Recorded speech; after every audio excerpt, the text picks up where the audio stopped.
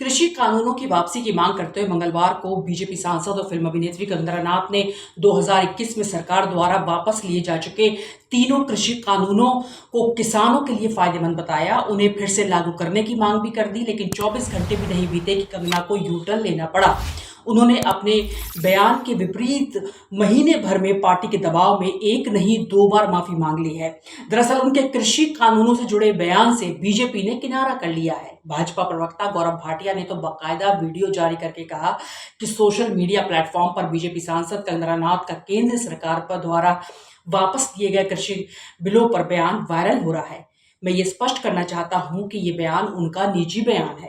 Kangana Ranaut BJP की तरफ से ऐसा कोई बयान देने के लिए अधिकृत नहीं है और ये कृषि बिलों पर बीजेपी के विचार को नहीं दर्शाता है। हम इस बयान की निंदा करते हैं। तो ये बयान आप सुनिए गौरव भाटिया ने जो कहा। और लगातार सोशल मीडिया पर कंगना रनौत के दोनों बयान वायरल हो रहे हैं, जिसमें एक तरफ वो किसानों से कह रही हैं कि उन्हें मांग करनी चाहिए, दूसरी तरफ वो कह रही हैं कि उन्होंने ऐसा कहा, अब वो अपने शब्द वापस लेती हैं। कंगना ने भी एक वीडियो संदेश जारी करके कहा कि उन्हें ये ध्यान रखना होगा कि वो सिर्फ एक कलाकार नहीं बल्कि भारतीय जनता पार्टी की कार्यकर्ता भी हैं। चलिए, उनको कुछ समझ तो आया। उन्होंने कहा कि हम सब कार्यकर्ताओं का कर्तव्य बनता है कि प्रधानमंत्री नरेंद्र मोदी की बात का सम्मान रखें, पर बात सिर्फ कंगना की माफी मांगने की है ही नहीं। आपको बता दें कि आखिर बीजेपी ऐसा क्यों कर रही है, क्योंकि अगर कानून वापस लाने की मांग भर से इस तरह भय का माहौल बन जा रहा है, तो पार्टी ही दबाव बनाकर माफी मंगवा रही है, तो जाहिर है कि जनता के बीच ठीक संदेश नहीं जाएगा। इस तरह तो जनता ये भी समझ सकती है कि प्रधानमंत्री नरेंद्र मोदी के महत्वाकांक्षी कृषि कानून वास्तव में कोई काले कानून थे। क्या बीजेपी ने मान लिया कृषि कानून ठीक नहीं थे? जी हाँ, सवाल तो उठता ही है। कंगना ने मंगलवार को कहा था कि कुछ राज्यों में किसान समूहों के विरोध के कारण सरकार ने कानूनों को रद्द कर दिया था। उन्होंने ये भी कहा था कि मुझे पता है कि ये बयान विवादित हो सकता है, लेकिन 3 कृषि कानूनों को वापस लाया जाना चाहिए। किसानों को खुद इसकी मांग करनी चाहिए। किसानों से अपील की कि वो अपनी भलाई के लिए रद्द हो चुके तीनों कृषि कानूनों को वापस लाए जाने की मांग करें। ये किसानों से उन्होंने अपील की थी कि उनको मांगना चाहिए। तो ये क्या हो रहा था, जो विरोध हो रहा था, ये प्रोटेस्ट की, इसका क्या मायने थे? कंगना जी, कम से कम इसका तो जवाब दे दीजिए। अब आपको ये कहना पड़ रहा है और उसके बाद फिर आपको फिर दोबारा माफी मांगनी पड़ रही है। कम से कम कुछ तो संभल कर, कुछ तो सोच समझ कर बोलना चाहिए। दरअसल कंगना रनौत ने कुछ भी ऐसी बात नहीं की जिसके लिए उन्हें माफी मांगने की नौबत आ जाए, पर हुआ इसका उल्टा। देश की सबसे बड़ी विरोधी पार्टी कांग्रेस के विरोध करते ही बीजेपी बैकफुट पर आ गई। अब जरा देखिए प्रधानमंत्री नरेंद्र मोदी ने कृषि कानूनों को वापस लेते हुए क्या कहा था। पीएम नरेंद्र मोदी ने नवंबर 2021 में 3 कृषि कानूनों को वापस लेने का ऐलान किया था। मोदी ने तब देश के नाम अपने संबोधन में कहा था कि मैं देशवासियों से क्षमा मांगते हुए सच्चे मन से कहता हूं कि शायद हमारी तपस्या में भी कोई कमी रह गई थी। हम अपनी बात कुछ किसान भाइयों को समझा नहीं पाए। जो किया किसानों के हित के लिए किया। आप सभी के लिए मैंने मेहनत में कोई कमी नहीं की। दिए के प्रकाश जैसा सत्य कुछ किसान भाइयों को समझा नहीं पाए।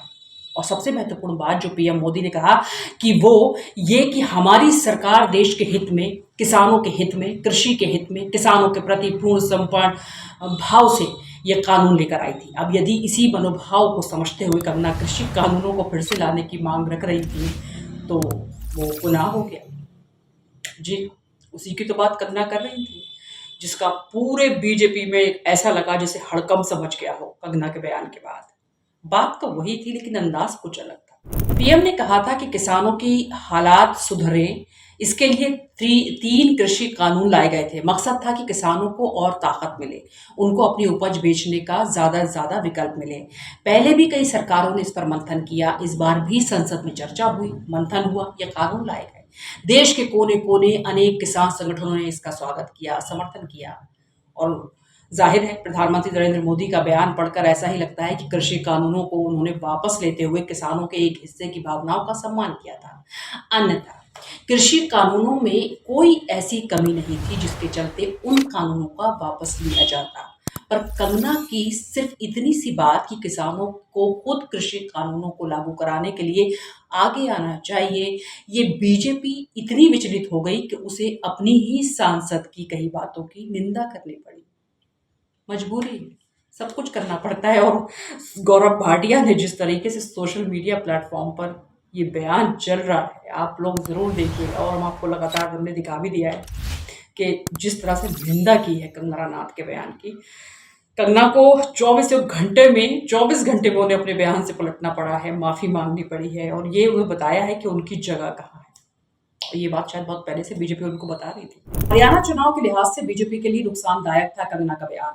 जी हाँ, हरियाणा चुनाव में किसानों का मुद्दा प्रमुख रूप से सामने आया है और ऐसे में कंगना के बयान से केंद्र सरकार के खिलाफ किसानों में दबी आग फिर से भड़कने का अंदेशा था।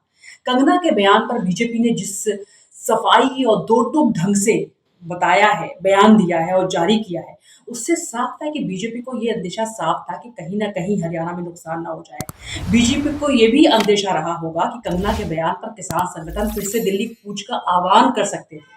ऐसे में ज़रूरी हो जाता है कि कहीं कोई गलतफ़हमी ना रहे। लेकिन जैसे कि कहा जाता है कि एक बार कहा गया और कोई भी शब्द दोबारा वापस नहीं आता। ऐसे में बीजेपी ने कृषि कानून पर कंगना की निंदा की है। उससे कृषि कानून की दोबारा वापसी का दरवाज़ा बंद हो गया है।